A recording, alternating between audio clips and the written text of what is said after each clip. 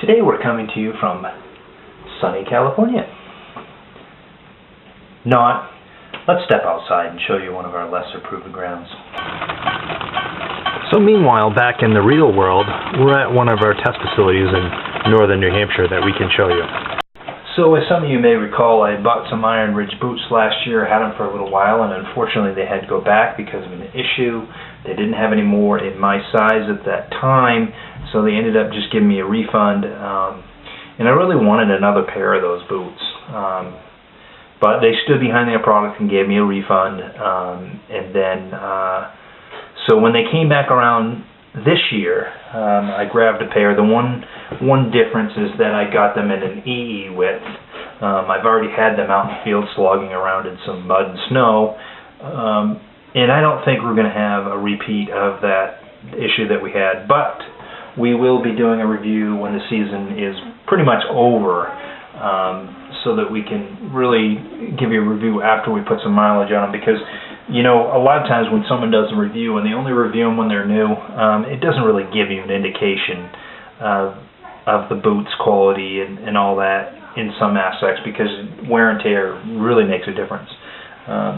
This boot, it was the same price as it was last year, just under $80. And you know, in my opinion, from what I've seen of it so far, it's better than other $80 boots you would get. You know, a lot of times you would typically get something that's pretty much might be junk. And these aren't. These are an economical boot. They're not a $200 boot. They don't fit like a glove. So as I said, I got them in an EE width, which is really a D width kind of. And why I would say that is because I had Ds before. I don't take a wide boot, but this time around I did, because they did fit narrow, and also they were already out of the Ds anyway. But it seems to fit pretty good. So the biggest thing I'll tell you is that if you can go to a store and try a pair on, you're better off doing that. But now let's talk a little bit about the fact that it's an $80 boot.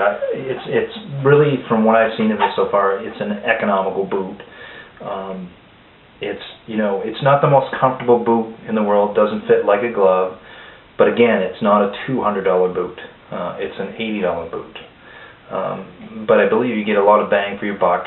But we're going to reserve my full endorsement on it until after we've gone through a full season with it.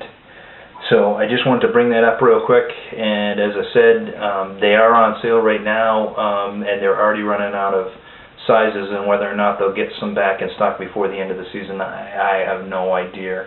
And that was the issue last year. So if you want to grab a pair, grab them now, and if they don't have your size, you'll have to wait for next year, because they'll probably do another run next year. They may not replenish stock this year.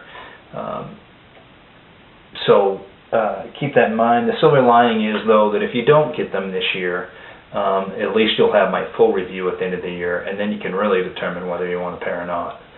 But I think you'll like them.